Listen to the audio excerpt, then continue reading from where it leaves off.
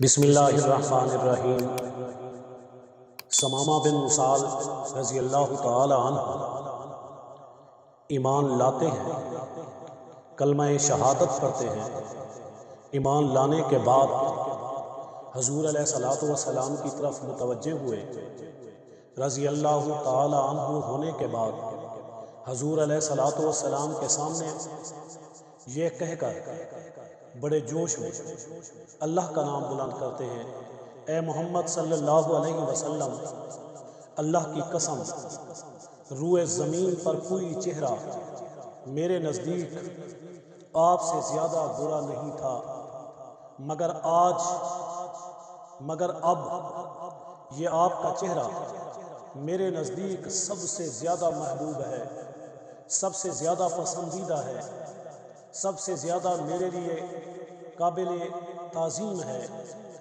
اللہ کی قسم، آپ کا دین سب سے زیادہ قابل نفرت تھا، مگر آج میرے نزدیک آپ کا دین سب سے زیادہ محبوب ہے۔ آج دین اسلام تمام ادیان سے زیادہ پسندیدہ ہے۔ آج دین اسلام کائنات کے ہر دین سے زیادہ اعلیٰ اور عرفہ ہے۔ اللہ کی قسم، آپ کے شہر سے زیادہ ناپسندیدہ کوئی ایسا شہر نہیں تھا، مگر آج کے دن اب میرے سامنے، میرے نزدیک آپ جیسا شہر تمام شہروں سے زیادہ محبوب ہے، تمام شہروں سے زیادہ پسندیدہ ہے، تمام شہروں سے زیادہ قابل تعظیم ہے۔ تھوڑی دیر روک کر پھر بولے، میں نے آپ کے کچھ ساتھیوں کو شہید کیا تھا، اور اس کے بدلے میں آپ مجھ پر کیا لازم کرتے ہیں؟ آپ کیا ہرجانہ لگاتے ہیں؟ کیا سزا دیتے ہیں؟ رسول اللہ صلی اللہ علیہ وسلم نے فرمایا، لا تثریب علیک یا ثمامہ، اے ثمامہ، اس سلسلے میں تمہارے اوپر کوئی قصاص نہیں، کوئی دیت نہیں، کوئی جرمانہ نہیں، کوئی مال نہیں لیا جائے گا۔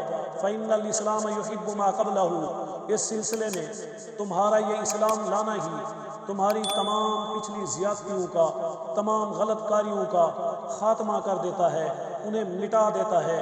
پھر آپ صلی اللہ علیہ وسلم نے اسلام لانے کی وجہ سے آپ کو جنت کی خوشخبری دی۔ یہ سن کر حضرت ثمامہ بن اسال رضی اللہ تعالی عنہ کا چہرہ خوشی سے چمک رہا تھا، خوشی سے دمک رہا تھا۔ خوشی کے ساتھ آپ صلی اللہ علیہ وسلم کے اس خوشخبری کو سنا اور کہنے لگے، اللہ کی قسم، میں نے آپ کے جتنے صحابہ کرام کو شہید کیا ہے، اس سے کئی گنا بڑی تعداد میں مشرکین کا خاتمہ کروں گا، میں ان سے لڑوں گا۔ آج میں آپ کے ہاتھ پر ہاتھ دے کر، آج میں آپ کے ہاتھ پر بیعت کر کے، آج میں اپنی زندگی، اپنی ذات، اپنی اولاد، اپنا خاندان، اپنا قبیلہ، اپنا علاقہ، اپنے ماتحت لوگ، جتنی بھی کائنات کے اندر میرے ماننے والے لوگ ہیں، میں ان تمام لوگوں کو آپ کی خدمت کے اندر، ان تمام لوگوں کو آپ کی تابع داری کے اندر، ان تمام لوگوں کو آپ کی ذمہ داری کے اندر دیتا ہوں۔ آپ جو چاہے حکم کریں، ہم اس حکم کو تعمیل کریں گے، ہم اس حکم کو بجا لائیں گے، ہم اس حکم کے بجا لانے کے لیے اپنے سر تن کی قربانی دیں گے، اپنے جان مال کی قربانی دیں گے، اپنی زندگیاں وقف کر دیں گے۔ آپ علیہ الصلوۃ والسلام نے جب آپ کی اس بات کو سنا تو خوشی سے آپ دمک رہے تھے، آپ کا چہرہ انور چمک رہا تھا۔ پھر حضرت ثمامہ بن اسال رضی اللہ تعالیٰ عنہ کہنے لگے، اے اللہ کے رسول، میں عمرے کی نیت سے بیت اللہ کی طرف جا رہا تھا، آپ کے ساتھیوں نے مجھے راستے میں گرفتار کر کے یہاں آپ کی خدمت میں لائے، اب میرے لیے کیا حکم ہے کہ میں عمرے کو کس طریقے سے ادا کروں؟